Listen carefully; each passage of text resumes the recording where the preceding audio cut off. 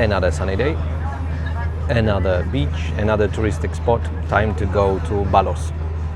Now the thing is, if you hear well, kind of a cheap random generated dance music, then you're in a touristic spot. If you can't hear the music very well, hopefully, then that should tell you something. Although it's not that bad actually, 200, 300 people supposedly, late October. In August, 2,000 to 4,000 people. So 1-0, and it makes a big difference. Now we are seated here in a very strategic location. Maybe we're not in India or Mexico, but I think something yesterday didn't work out very well with our stomachs. So just in case, strategic location is important today. But for now, off, see you at Gramvousa. Here we are, not in Gramvousa actually, in Balos first, and I think you can easily see even from quite a lot of distance the turquoise color of the sea. Well, supposedly it's turquoise. I see kind of a weird green. Anyway, obviously, not being me, it's not the first place we went to the beach. First, we went to see this. There's a little church, so obviously we had to come and see it. And this is what I love about Christian Orthodoxy. Very often they still use the old school material, old school style of building, and old school shapes. So this looks like it's 1,000 years old, or maybe from the 14th century. Well, it's from 1977. And that's awesome, as in old school, or maybe new school, doesn't really matter. If it looks old, it feels old, I like it. But enough on churches, let's go down to the beach. And off we went. And when I say we, well, we, all 200-300 of us. So that's what you're seeing. I don't know if it's more funny or sad, but let's have a nice view of the beach now. So you can see the lagoon itself, the beach itself, and the beautiful mountainous backdrop as well. So now let's have a little look from the other side. Now you can perfectly see that you do have the lagoon right there. And actually this is not even a lagoon really, it's more of a little pool. And here the water actually never gets above your hips, I'd say. The only issue that I actually had with the place, it's very stone. You can see the dark patches in the water. So that stone definitely not helping to walk around. Also the beach was rocky. So, well, I need to complain about something, but that's it. Nothing more to complain about. So I think it's best if I leave you to the vistas and the beautiful sound of water.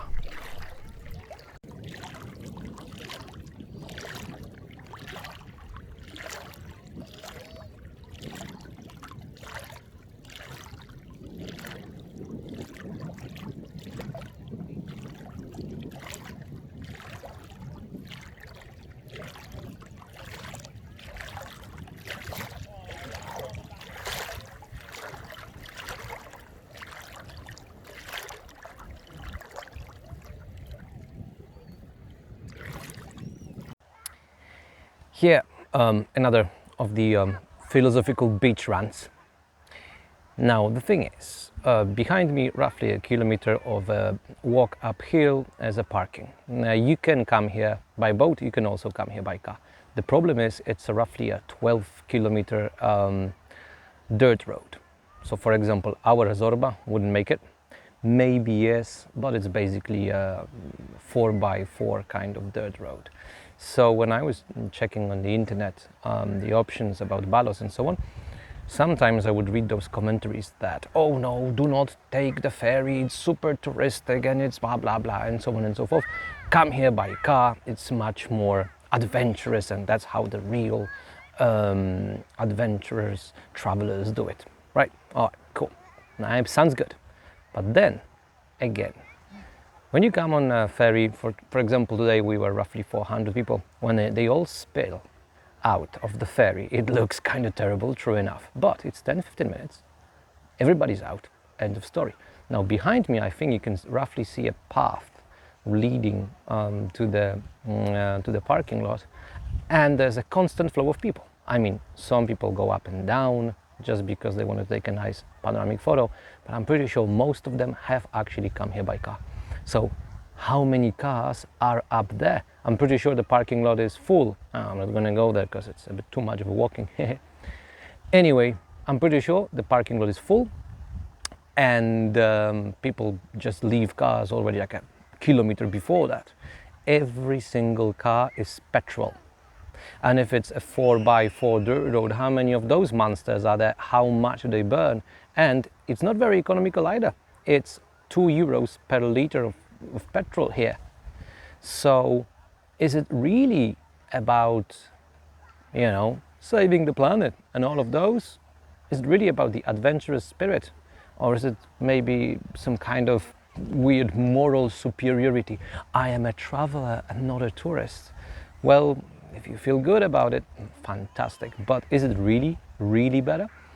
I believe that one ferry with one group of people leaving the group here for 3 hours and then just sailing off is maybe actually much better for the environment than all those cars burning petrol, making noise on a dirt road. But well, I guess it's up to you to think about it in your own head. So let me leave you with that issue to think about it. After the nice beach time, there is a second part of the tour, the island of Gramvousa. If anybody wants more beach time, there's an opportunity here as well, but it's about something else really. We left Balos, arrived at Gramvousa, and just behind me a Venetian fortress. But officially Gramvousa is a pirate island. What do Venetians have to do with pirates? You'll find out very soon. So here we are in the very middle of the Venetian Gramvousa fortress. As you can see, not much is left really. It's mostly the walls and the chapel. Of course, the place is original. Now the thing is, why would you have a fortress built on a little island off the coast of Crete that you already have in your hands? Well, after Constantinople fell to the Ottoman Empire, to the Osman Turks, Venice knew Crete will eventually be invaded because, well, by the beginning of the 16th century, Eastern Mediterranean is in the hands of the Ottoman Empire. Only a few little bits are still independent, and obviously you need to take care of that. So 16th century, there was a huge fortification effort in Crete. There was a gentleman called Saint Michel. If anybody heard of Vauban, the 17th century great military engineer, think of him as proto-Vauban. So mostly according to his plans, Venice started building fortifications pretty much everywhere. And not only in Crete itself, little islands off the coast as well, because they understood that they have naval supremacy over Ottoman Empire, or at least they can feel the battle on the sea. They cannot do it on land. So if Ottoman Empire lands forces on Crete, Crete will fall. But how do you manage a well-guarded island? You will have to have a big force to land on the island, but the island is tiny, there's no space. There's no water, for example. So you will have to siege it by sea. How do you siege it by sea? Venetians can actually break the siege. So they were well aware that even though the islands are small and they don't look like much, they are an important piece of the puzzle. And that's exactly what they did. A number of islands, Gramvousa including, were properly fortified. And again, what you're seeing are ruins pretty much, but you can see how big the fortress used to be.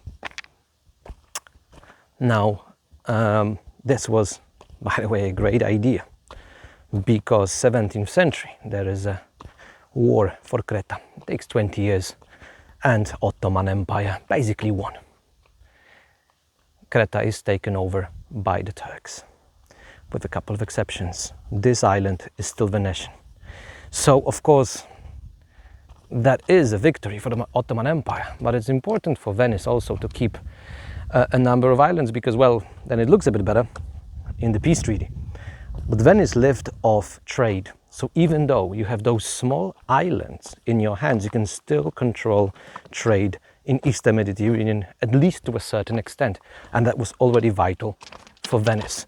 Because, for example, from such little islands, you can ward off piracy. And now, ironically, this place is known as Pirates Island. How come? Well, 50 years later, after the Cretan War, there's another war between Ottoman Empire and the Turks. And there's a turncoat captain here who was bribed that without fighting, Ottoman forces took Gramvousa. Well, fantastic. 100 years after that, the Greek War for Independence. Now, Crete has not become a part of independent Greece at the beginning, but it was fighting, of course. And the Greek independence movement, well, they, for example, got Gramvousa into their hands. And, well, Ottoman Empire kept Crete, but they kept Gramvousa. So they started basically raiding the coasts. The Greek independentists who could not become a part of Greece became pirates. So this is ironically a fortress built against pirates that became a pirate's cove. And of course, I keep saying pirates and you're probably imagining Jack Sparrow. Don't. Think more of a 60-year-old gentleman with a nice moustache, a local Cretan. That's how those guys used to look like. But I need to run. They are going to leave soon and I don't want to be left here, although this is an amazing place. So, see you soon.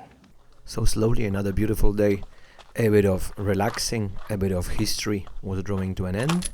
And very good that it was relaxing because the next 2 days are going to be very different. Two topics, both serious, one more than the other actually. But also, let me mention one more extra thing. There's hardly any food in the videos. Well, it is half vlog, half vacation. And food time was vacation time as well. So just here, a little reminder that we actually do eat. But from me, till next time. Thank you very much. From Panzer Group name.